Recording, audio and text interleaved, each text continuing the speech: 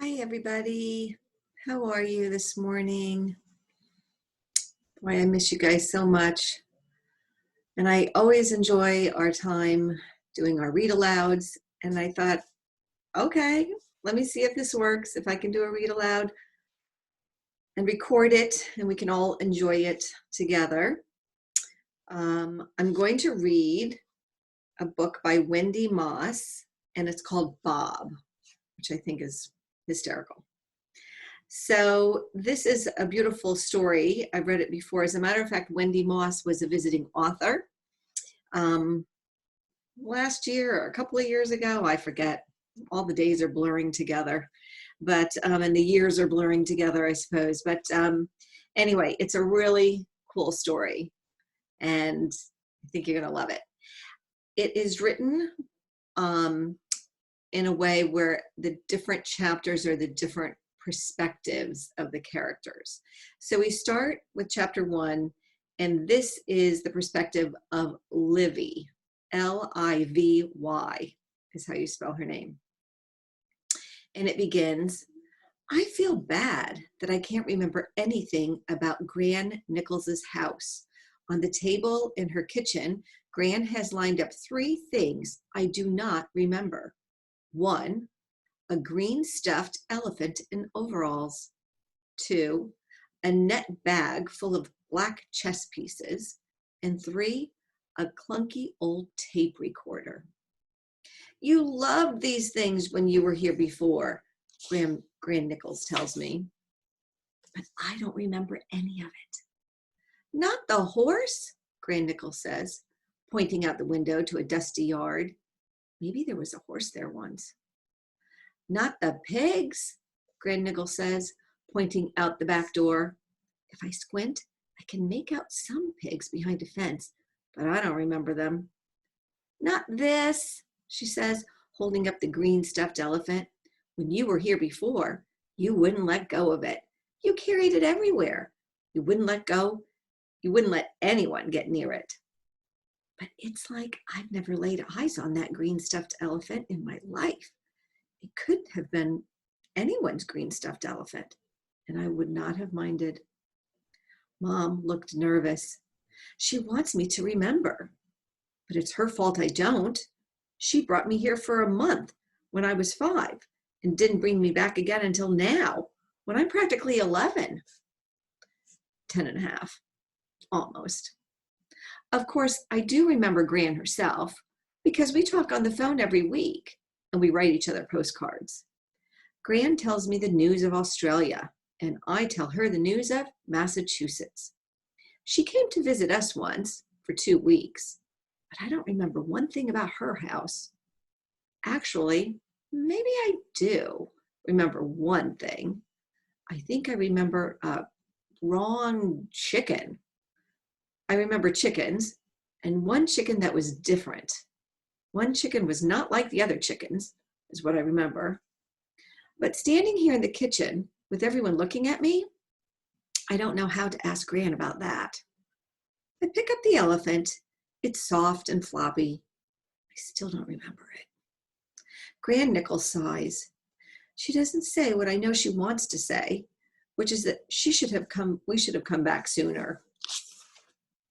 On the other hand, Australia is very far away from Massachusetts. If you want to get from our house to Gran Nichols's house, this is what you have to do. Number 1, you have to drive from Massachusetts to New York City for 4 hours. Number 2, you have to park your car and wait for a bus at the airport. Number 3, you have to take a plane for 7 hours to California. Number 4, get off that plane.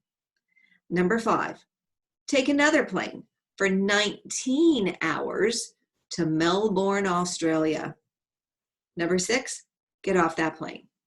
Number 7, wait in 3 different lines while official people look at your bags and your papers. Number 8, wait in the rental car line. Number 9, drive the car for 2 hours in Australia. And number 10, finally, get to Gran's house. Now, Mom's going to leave me here again while she goes to visit all her friends from growing up. The baby is too young to stay with Gran Nichols, so she's going with Mom. I wonder what it's like here at night. I look at the chess pieces. Does Gran have the white ones? I open my mouth to ask, but instead I hear myself say, "Are there chickens?" "Yes!" She gets excited, and Mom looks happy. Gran grabs my hand and runs me out to the yard, where some chickens are pecking in the dirt. I look them over, but they all look pretty regular. "Are these the same chickens?" I ask Gran Nichols. She says they are different chickens, but the idea of chickens is the same. I don't exactly know how to ask the next question. "Did you used to have one that was kind of weird?" "Weird?" she asks. Maybe there wasn't a weird one, or maybe they don't say weird in Australia. "Never mind," I say. I realize I'm squeezing something in the hand that Gran is not holding. I open it and see one of the black chess pieces, a pawn. Then coming back into the house with Gran, I see Gran's back stairs. They have carpet on them, and I suddenly know that I have bumped down those stairs. "Did I ever bump down those stairs?" I asked Gran, pointing. "Yes," she said. "You loved bumping down those stairs. You had a name for it." "A name for the stairs?" "No, for bumping down them. You called it something." I think she's right. I think I did call it something, but neither of us can remember what I called it. Now that I've remembered the chickens and the stairs, Mom looks happier. Like maybe Gran won't think we stayed away too long after all. The baby starts doing some pre-crying in her baby seat. Dad and I invented the word pre-crying, which means the crying that comes right before the really loud crying. Mom isn't fussing with her because she wants me to know that this trip is about me having special time with Gran Nichols, and not just for Gran to finally see the baby in real life. I heard Mom talking to Dad about it the day we left. Mom said, "I don't want Olivia to know that this trip is about," I'm going to reread that. "I want Olivia to know that this trip is about her having special time with Gran, not just about the baby." And Dad said, "I know, hon. You told me yesterday and this morning." Dad didn't come to Australia with us. He's at home, building a new room for the baby. He says it'll be ready when we get back. Then I sort of remember another thing. It's something about the second floor, but I'm not sure exactly what about the second floor it is. I'm still squeezing that black pawn. It feels good in my hand. "Is there something about the second floor?" I ask. "Yes," Gran says. "The second floor is where your room is and your 4-poster bed." But what I remember about the second floor is not a big bed with a canopy. I still don't know what it is, but it is not that. It's, "May I be excused?"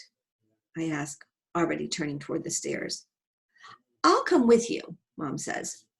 "Your room used to be my room when I was a little girl, remember?" I stop, one hand on the railing of the carpeted stairs that I used to bump down.